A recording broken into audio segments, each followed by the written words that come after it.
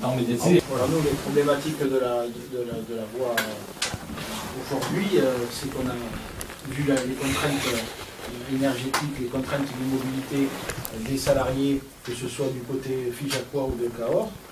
Cette ligne, elle a un attrait et un intérêt pour l'ensemble des citoyens du Lot. Et aujourd'hui, il nous semble essentiel qu'il y ait un moratoire sur cette ligne pour décider de l'avenir de cette ligne en termes de mobilité, en termes économiques et en termes aussi, on va dire, environnemental. Donc on a sur ces trois volets, pour la CGT, il paraît essentiel d'avoir un débat public d'avenir et pour avoir un débat serein et poser les choses, il nous faut du temps. Donc il faut un moratoire sur cette... Nous avons du temps, on a déjà cédé beaucoup. Ça fait quand même 10 ans. Voilà, ça fait 10 ans qu'on attend le débat. Vous voyez, on a l'étude approfondie du cabinet transversal de Marseille et de Paris. Vous voyez, ça fait 10 ans qu'on attend le débat et aujourd'hui on est venu pour obtenir le débat public et contradictoire à partir de cette étude-là. Très nécessaire. On a réalisé, fait réaliser par un cabinet indépendant cette étude et on devait avoir un débat public. Là, ce débat, il n'a pas eu lieu depuis 10 ans. Moi, j'accepte complètement la démocratie, les projets contre projets. Et nous, une fois qu'on nous a demandé de réaliser l'étude, on l'a fait par un cabinet indépendant, et on devait avoir le résultat de votre étude, qui ne nous a jamais été communiqué. Donc, on est dans cet état-là. C'est-à-dire, nous, on a fait tous les efforts, y compris dans votre sens, dans votre démarche. Nous, les experts non compétents, c'est pas tout à fait notre chose, mais on a fait tout ce travail dans la promesse d'un débat public. Donc, ce qu'on voudrait seulement, c'est fondamentalement un moratoire qui nous permette d'établir ce débat public. Ensuite, la démocratie, elle existe. Si on perd le débat public, on perd. On n'aura pas eu assez d'arguments pour justifier, mais au moins que ce débat existe. Et ça fait 10 ans que même pour remonter ne serait-ce qu'à 2018, on s'était déjà vu à peu près dans les mêmes circonstances au moment d'une plénière. On s'était vu en 2016 même. À l'issue de ça, on avait rencontré la région, on avait rencontré M. Gibelin. Pour nous, ça nous paraissait quelque chose d'acté. On avait même un écrit de M. Gibelin que je vous ai amené ici pour vous le redonner une nouvelle fois, où sa phrase est relativement claire pour nous.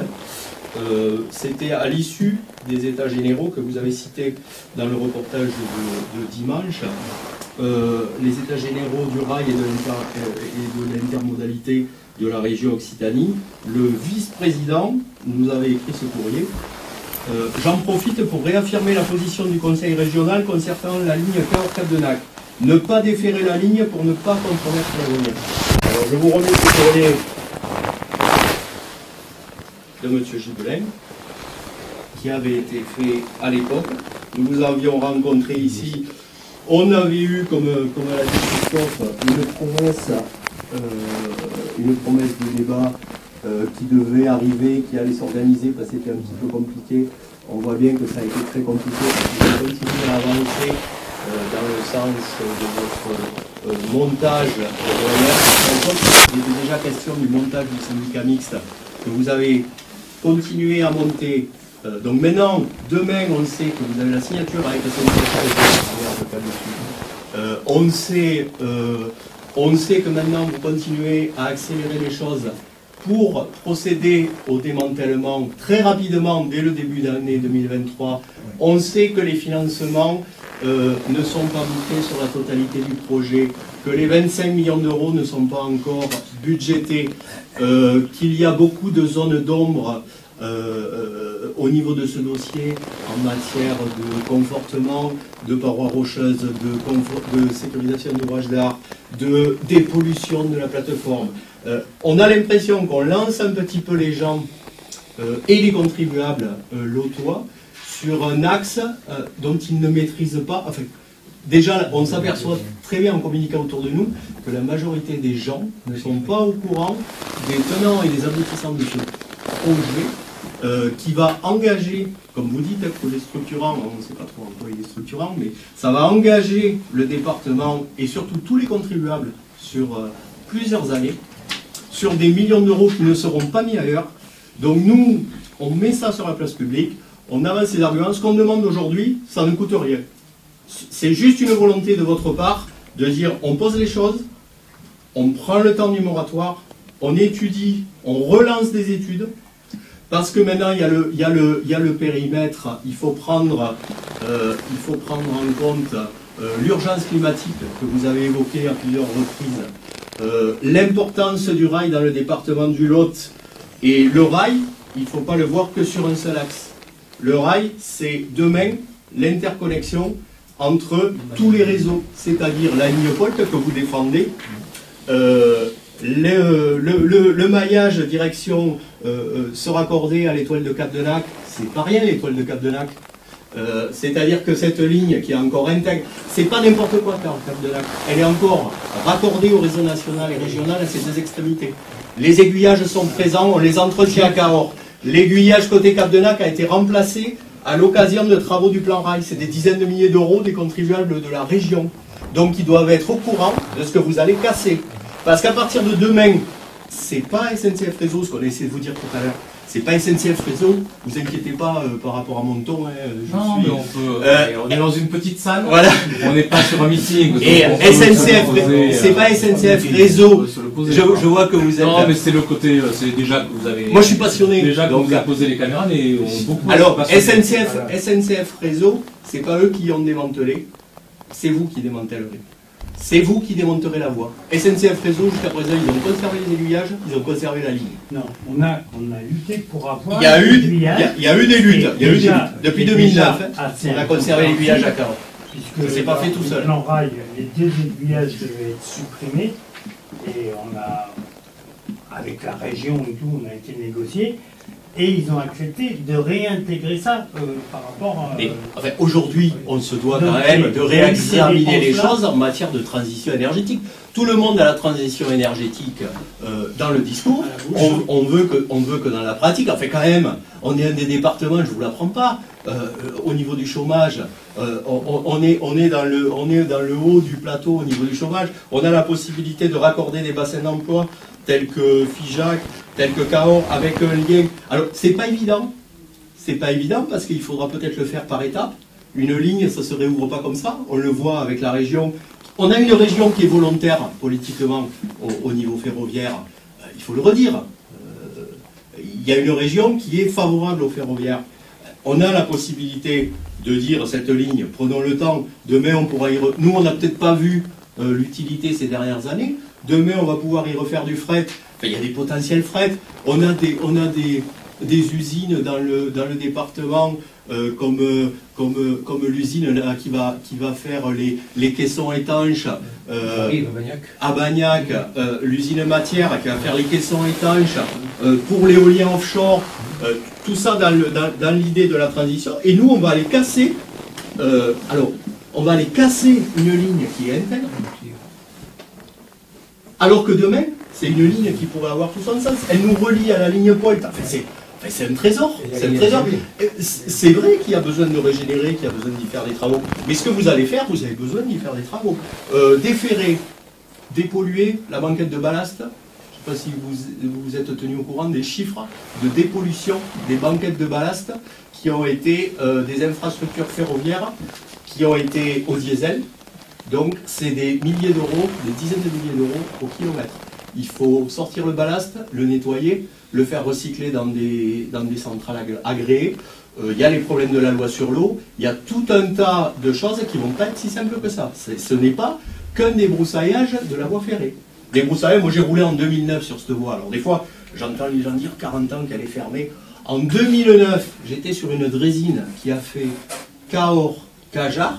On a débroussaillé sur 15 jours avec une entreprise spécialisée du coin, c'était TP Telec, avec des gyros rail route, et on a été à Cajarc sans encombre, aller-retour à une autre dressing. Donc il faut arrêter de dresser un portrait tout à fait noir de cette infrastructure, parce que ce n'est pas la réalité. Il y a des mensonges qui sont dits, y compris que l'infrastructure et que le foncier était en danger. Ce n'est pas le cas, puisque SNCF Réseau reste propriétaire du foncier, vous le savez très bien. SNCF Réseau reste propriétaire. L'histoire de la convention, ça va être une convention, on ne sait pas ce qu'il y a dedans, parce que peut-être vous nous la communiquerez ou pas, mais on l'aura, la convention.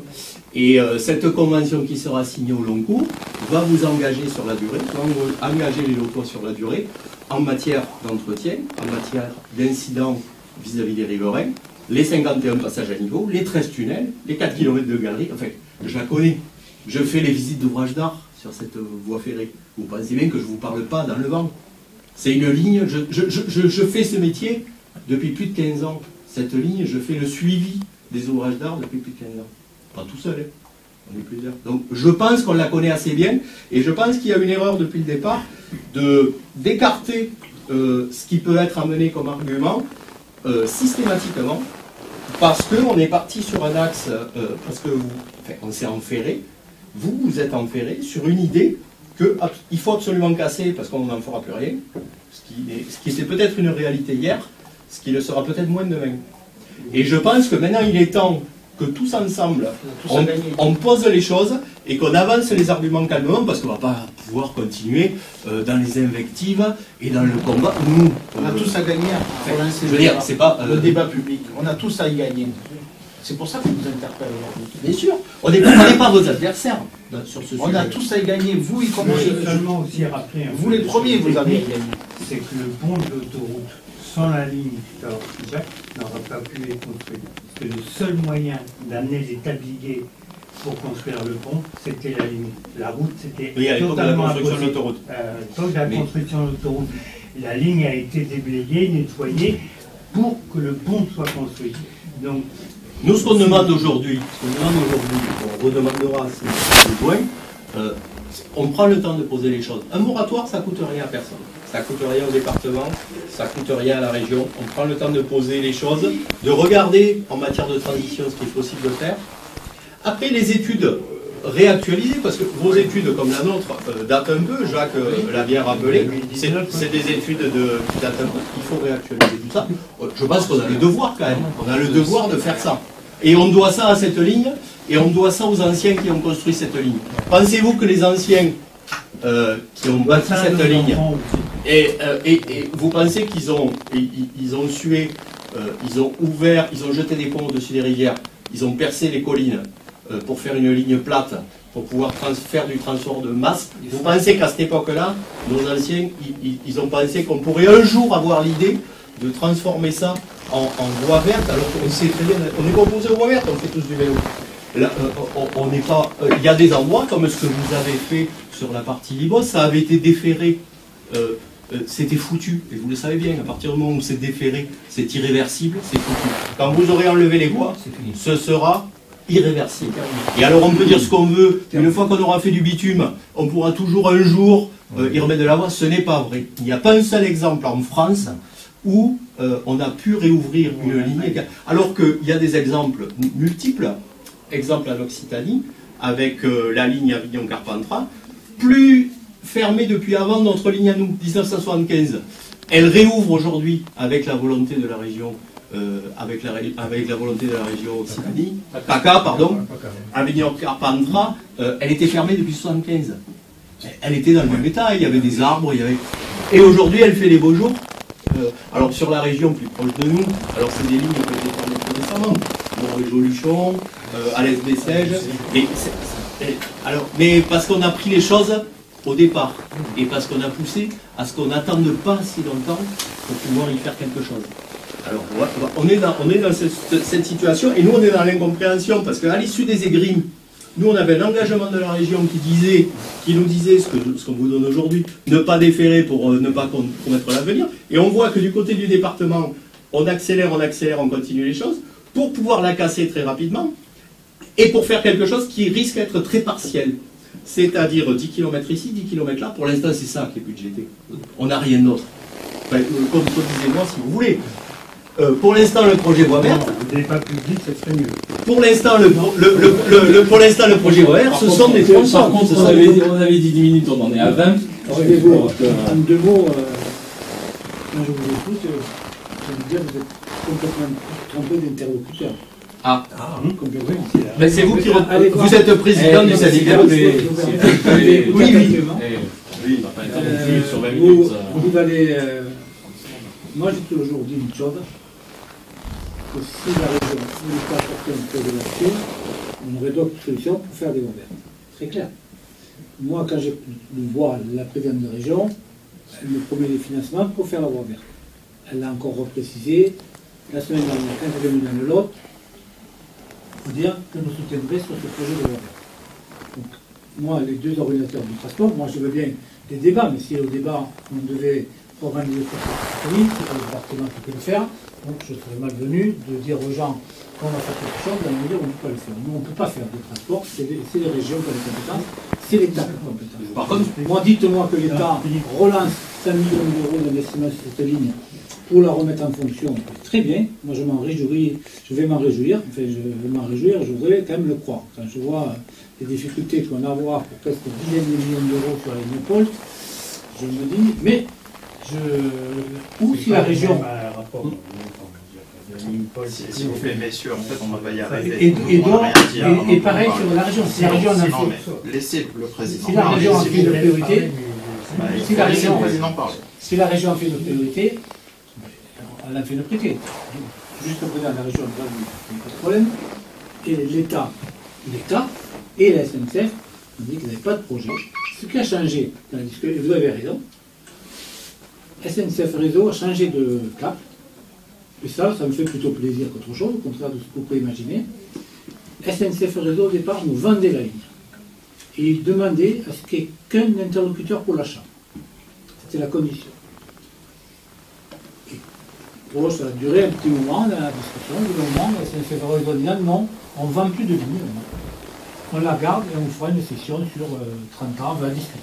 Voilà exactement les termes des employés. Moi, je vous dis, ça, j'ai dit, mais au moins, ça prouve qu'on n'est pas les seuls à penser que cette ligne peut être réutilisée. SNCF Réseau l'imagine eux-mêmes. Mais après, nous, on ne peut pas porter d'autres projets. Et moi, si je lançais ce projet de voie verte sur ce site-là, c'est parce que je le vois s'abîmer tous les jours. Vous me dites on peut rouler facilement pour la Caja. On ne va pas l'avoir de la même manière. Mais c'est possible, hein, c'est possible. Hein. Enfin, quand je passe du côté de Verse, je me rends bien compte quand même qu'il y a un peu de boulot, on va dérouler dessus. Bon, imaginons, on va pinailler là-dessus. Et que de toute manière, si je m'approche un peu plus, on voit bien que les traverses sont pourries, et que la pollution de ces traverses continue à faire. On le sait tout ça quand même. Et les millions d'euros que vous avez mis sur ça. C'est bien pour ça qu'il y a des millions d'euros. Ouais. Si on pouvait faire directement comme ça sur la ligne. C'est un choix. C'est des millions d'euros. C'est un choix politique. Et chaque fois qu'on fait la politique, je fais des choix. C'est bien entendu. Et je vous remercie ce matin d'être resté. C'est dommage que vous ne soyez pas resté jusqu'au bout, d'ailleurs. Parce que vous avez pu entendre au moins nos engagements, et notamment vous avez coupé sur une politique qui nous est chère, sur nos personnes âgées. C'est dommage que vous ne soyez pas resté jusqu'au bout. Mais on fait toujours des choix comme ça, et des choix qui nous entraînent. Donc on fait des choix sur les collèges, on fait un choix là-dessus, on fait des choix sur autre chose. Ça, ce sont des choix qu'on fait tout le temps, oui, c'est comme ça, c'est légitime, on a été élus pour ça. Il y a eu des élections départementales. D'ailleurs, certaines de vos mouvances politiques ont pu mettre en avant des candidats sur nos cantons en mettant en avant la voie verte, et nous, en défendant la voie verte, les gens ont choisi, point. C'était pas très compliqué. C'était pas un projet qui était spécialement en avant dans les campagnes.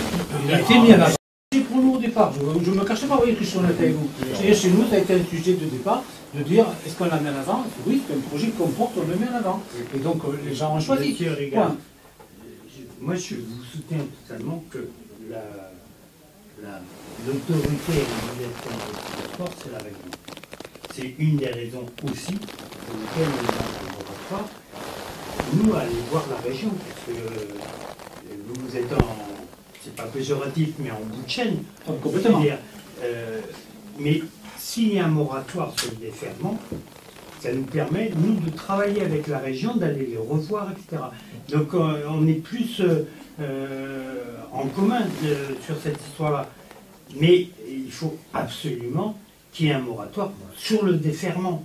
Ben ça, sur les conventions que vous passez, Je disais, c'est autre Christophe, chose. en bout de chaîne, à l'époque, maintenant vous êtes en tête, puisque c'est le syndicat mixte qui va récupérer la voie, donc les choix, ce sera vos choix. Le choix de déférer, ce sera le choix du syndicat mixte et du département. Donc le déferment, ce ne sera pas imputable à la région ni à SNCF, mais bien au syndicat mixte et au département. Si demain matin, excusez-moi, si demain matin, la région dit non, nous la voie, on veut la garder et il n'y aura pas de déferment, je veux dire, elle reprend en main financièrement le choix de la voie. Si demain matin la région et l'État disent on va y faire rouler des de frais, parce que c'est ça qui compte, c'est pas le prix. Là-dessus, on des trains. Aujourd'hui, il n'y a pas de projet. Mais nous, c'est normal également que vous ayez l'éclairage du type d'infrastructure que vous avez. Ce n'est pas une infrastructure déférée, ce n'est pas une infrastructure qui n'est plus connectée, de rien, c'est une infrastructure intègre, qui peut resservir et qui peut être réhabilitée. Rien ne s'oppose techniquement à sa réhabilitation. Par contre, un déferment sera irréversible. Non. Et Pour revenir. Amenez-moi un exemple de réversibilité d'un déferlement. Amenez-le-moi. Pour revenir à l'exemple Claude Ribos, vous avez pu faire de déférer. C'est pas parce que les déférés s'en fout de ça. Non, mais je connais l'histoire, hein, ça avait été vendu à des particuliers, je connais. Vous n'avez pas besoin de me rappeler l'histoire de Carl Ribos, je la connais par cœur. Par contre, nous on faisait partie de ceux aussi avec nos anciens qui s'étaient battus pour pas qu'elle ferme. Donc, voilà, elle avait été déférée de suite.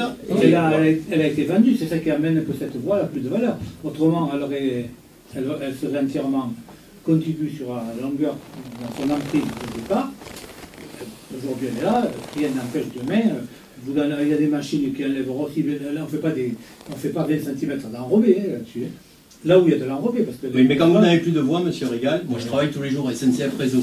Quand vous n'avez plus de voie, vous n'avez plus le matériel et ça ne devient plus viable de refaire une voie. Parce que nous, les voies, on les refait avec des trains, avec des pelles rail-route, avec des engins qui circulent sur des rails. Même si les rails sont abîmés, on roule tous les jours et on refait des voies sur des rails abîmés. Il nous faut les rails pour amener les trains de travaux, le ballast, tout ce qui est lourd. Après, quand vous devez le faire en camion, c'est plus viable. C'est pour ça que les lignes déférées ne réouvrent pas, monsieur Rigal. Parce que ce n'est plus viable en matière d'investissement. Exorbitant. Moi, je pense que... moi, je vous le redis sincèrement, mais je crois que je vous l'avais déjà dit. Vous voyez, avec la région... Non. Notre interlocuteur aujourd'hui, c'est vous. Vous êtes souvent défaussé. Non, je vous êtes souvent défaussé. Le moratoire, c'est vous. Le moratoire, c'est vous. Le moratoire, c'est vous qui pouvez décider. Vous pouvez décider de le faire. Ça fait 10 ans qu'on fait ça. Oui. Non, vous n'avez jamais procédé à... Je ne le ferai pas, parce que ça ne concerne pas ça. Mais parce que vous n'êtes pas... Vous ne voulez pas que le débat public soit mis... Pourquoi voulez-vous que jamais ouvert le débat public? J'ouvre un débat public, pourquoi? Je n'ai pas capable de compenser. Si le débat public, par exemple... C'est pas la démocratie. Mais quand même, vous mettez l'argent des contribuables lotois sur la table, quand même. Les 25 millions d'euros, c'est l'argent des contribuables. C'est ce que vous mettez là, vous ne le mettrez pas ailleurs. Je vous l'accorde totalement.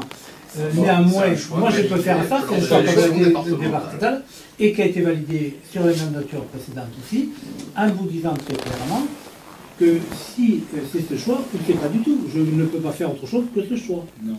Parce que pourquoi je ne pourrais pas me donner le compétence que je n'ai pas quand même. Monsieur Régal, le choix doit être un choix éclairé des citoyens. Monsieur vous dites, ça a été décidé parce qu'on a été élu, mais c'est pas comme ça. Vous n'avez pas fait campagne? C'est le choix. Moi, je ne fais pas campagne pour les élections. On est syndicalistes. Oui, non, le syndicat, la CGT. Mais enfin, on vous a vu. C'est un choix éclairé des citoyens. Et le débat public n'a pas eu lieu. Sur ce sujet-là. Donner le débat public pour que ce soit un choix éclairé. Je ne dis pas personnellement. Et là, on sera dans de la démocratie. Les mêmes structures, les mêmes associations, les mêmes. Légal. Les candidats qui le défendent. Allez Tout signer. à fait, et c'est tout à leur honneur. C'était terrible. Demain, vous allez signer la convention. Donc vous obtenez de fait le pouvoir de dire on fait un moratoire de 6 mois. On prend le temps de poser les choses, de réétudier. Mais par rapport au déferment, à nous, citoyens, usagers, syndicats et tout, d'aller au conseil régional pour qu'ils changent de position. Là-dessus, on va dans votre sens.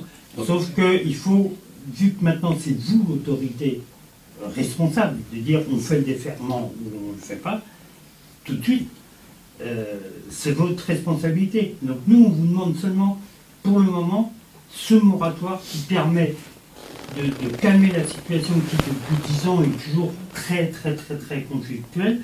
Moi, je me souviens de réunions il y a une dizaine d'années avec M. Malvi à la région, où justement il disait on garde l'emprise, mais si la SNCF un jour on fait aussi, et nous on avait fait venir des experts de la SNCF, pas CGT, je vous le rassure, qui ont dit non, c'est un coût multiplié par 3 ou 4, surtout avec les routes du Lot et tout, c'est de le faire. On s'aperçoit, peut-être pour... Là, monsieur Maldi a reconnu que, oui, si c'était déféré, il n'y aurait pas de ligne reconstruite. Voilà. Nous, ce qu'on vous demande seulement, c'est de nous laisser le temps. Je veux dire, nos arguments peuvent ne pas passer au niveau du conseil régional, etc. Mais laissez-nous le temps. On a fait, votre prédécesseur nous avait demandé de faire une étude, on l'a fait, on vous l'a communiqué. Vous devez nous renvoyer l'étude du conseil départemental, on ne l'a jamais reçue. Donc on n'a pas pu avoir de confrontation chiffrée ou de discussion. Donc on vous demande là, dans une position de sagesse, puisque à partir de demain vous en aurez le pouvoir de dire le déferrement, on laisse 6 mois, 1 an, le temps de vraiment refaire vos études, et les nôtres qui datent de 2019 sont un peu vieilles. Pour étayer, on s'aperçoit que dans nos communes adhérentes du syndicat mixte, on a discuté avec des maires, ils ne savent pas sur quoi ils s'engagent, sur combien ça va leur coûter, ils ne savent pas. Ils ne savent pas donner un chiffre. Beaucoup de communes. Enfin, je vous assure. Hein. Tous les chiffres sont absolument... Tout est publié. C'est public. Ça fait l'objet de délibérations. Et il n'y a pas aucune commune qui est concernée. Il n'y a que des communautés de communes. Il n'y a pas de communes qui sont concernées, c'est que des EPCI. Oui, mais les communes qui sont adhérentes au syndicat mixte, elles vont verser quand même au syndicat mixte. C'est les communautés de communes qui sont adhérentes au syndicat mixte. Non, elle avait adhéré depuis le 1er janvier 2022. Donc c'est elle qui est concernée, c'est elle qui est... Oui, excusez-moi, c'est pas le tenir un petit peu le paye. En parlant de démocratie, je me suis... Ce que paye la communauté de communes, c'est l'addition de payer les deux communes qui étaient concernées. Donc c'est parfaitement connu. Voilà, je le souviens du tableau qui a été donné aux communautés de communes, c'est les communautés de communes. Elles ne sont pas aujourd'hui dans une situation de s'engager sur des projets quels qu'ils soient sans regarder de chiffres. Visiblement, il y a des zones d'ombre. Mais s'il y a des zones d'ombre... En plus du courrier, je vous laisse quand même les deux visuels qui sont assez intéressants entre le déferrement irréversible et la possibilité de transition. Je pense qu'il faut... On se répète, mais il faut reposer la question, ça devient essentiel. Oui, vous l'avez. Ça fait 10 ans qu'on dit la même chose et qu'on parle de transition. La région, elle fait sa part sur les lignes qui viennent d'être fermées. On voulait faire pendant l'oratoire, mais on peut le faire sur celle-là, vous avez la possibilité d'éviter de casser déjà. Alors que vous n'êtes pas dans cette démarche-là. Faites tout pour casser. On a un objectif, c'est le moratoire. Exactement. Donc, moi, je demande à monsieur Légal, est-ce qu'il peut réfléchir, s'engager sur le fait que sur 6 mois, 1 an, avec la perspective que vous avez donnée, c'est que nous, on va voir le conseil régional, que vous pouvez le voir aussi, se donner les moyens de ne pas déferrer la ligne immédiatement. Voilà, nous, notre question et la réponse qu'on a besoin d'avoir, c'est sur, oui, la région, le département, maintenant responsable de la ligne, elle peut s'engager... On n'est pas responsable de la ligne. Arrêtez avec ça, il n'y a pas de ligne. Non, on est responsable. Je travaille, je suis sur la ligne 724, je peux vous donner son numéro. Ne jouez pas avec... C'est une ligne. J'essaye de... Attendez, monsieur, je vous demandais de ne pas couper si vous ne pouvez pas le faire. On ne va pas jouer sur les mots. On sait qu'à partir du moment où vous avez signé la convention que vous venez propriétaire de la surface de l'emprise, voilà, c'est vous qui prenez la décision. Donc cette décision de dire oui, on repousse de 6 mois, 1 an, le temps que les citoyens, les machins, les élus, les représentants officiels discutent avec la région, dire est-ce que vous voulez pas mettre quelque chose sur la ligne quoi, pour la faire revivre. Voilà, on vous demande juste un moratoire pour ça et une réponse par rapport à ce moratoire. Sur Après la réponse de la région, vous avez lu la dépêche il y a une dizaine de jours. La présidente de région, je pense que vous pouvez nous sortir tous les courriers des vice-présidents, etc. La présidente de région, il y a 10 jours, c'est pas un courrier de 2017, s'est prononcée favorablement pour la moulette. Elle ne va pas mettre de l'argent sur une hypothétique réouverture. Donc en fait, la région est écrit dans le marbre. Non. Comme vous le dites, elle est écrite dans le marbre, l'emprise elle restera publique. Et c'est pour ça que votre responsabilité, irréversible. votre responsabilité aujourd'hui, c'est de prendre un engagement. Vous l'avez, on a parfaitement entendu. Il est 15h, on avait dit 10 minutes, ça en fait 30 ans. Une réponse des élus que de lire un article dans la dépêche du midi. Merci beaucoup. Je ne serai pas seul à décider à l'affaire. J'ai un comité demain syndical. La question sera posée, débattue. Et la réponse, je vous la tiendrai au courant. Si l'ensemble de la majorité veut qu'il y ait un moratoire et un moratoire, si l'ensemble veut qu'on continue, mais je vais déjà, déjà c'est une première étape. Parce qu'après, on va rentrer dans un conflit long, y compris avec des mouvements durs pour éviter les déferlements. Je pense que c'est ce que personne